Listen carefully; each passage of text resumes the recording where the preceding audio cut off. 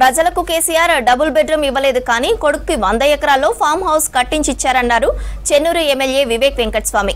కాంగ్రెస్ అధికారంలోకి వచ్చాక ప్రతి ఒక్క హామీని అమలు చేస్తున్నామన్నారు.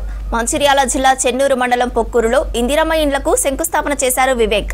విద్య, వైద్య రంగాలపై ప్రత్యేక దృష్టి పెట్టామన్నారు.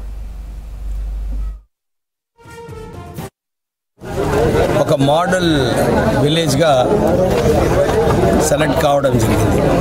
ఈరోజు కాంగ్రెస్ ప్రభుత్వం ఏదైతే మాట ఇచ్చిందో ఇందిరమ్మ ఇల్లులు కట్టిస్తామని చెప్పి మాట ఇవ్వడము, ఈరోజు ఈ పొక్కూరు గ్రామంలో 300 పైన అప్లికేషన్స్ వస్తే 261 ఇల్లులు 261 ఇల్లులు శాంక్షన్ కావడం జరిగింది.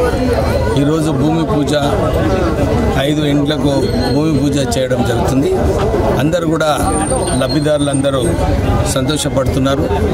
ఇలానే ఈ కార్యక్రమం ఏదైతే కాంగ్రెస్ ప్రభుత్వం తీసుకుందో రేవంత్ రెడ్డి గారి నాయకత్వంలో అందరికీ 10 సంవత్సరాలు 11 సంవత్సరాల నుంచి ఆశ ఉంది.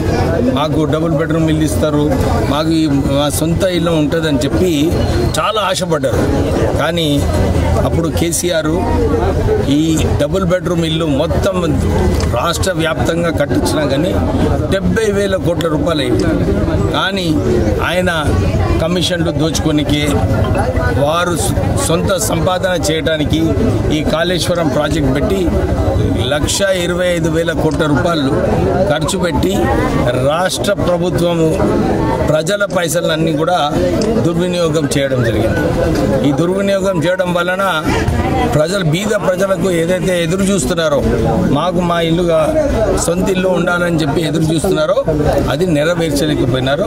కానీ ఇప్పుడు రేవంత్ రెడ్డి గారు వచ్చిన తర్వాత కాంగ్రెస్ ప్రభుత్వము మీ అందరికీ రాహుల్ గాంధీ గారు మాట ఇచ్చారు. మేము ఇంతకుముందు ఇందిరమ్మ ఇల్లులో రాష్ట్రంలో అప్పుడు కంబైన్డ్ ఆంధ్రప్రదేశ్లో 70% వరకు ఎవరైతే అర్హత ఉందో అప్పుడు మనము ఇందిరమ్మ ఇల్లులో రావడం జరిగింది. అదే ఆలోచనతోని ఈరోజు ఈ ఇందిరమ్మ ఇల్లు అని చెప్పి 5 లక్షల రూపాయలతోని ఈ ఇల్లు కట్టడం స్టార్ట్ అయింది.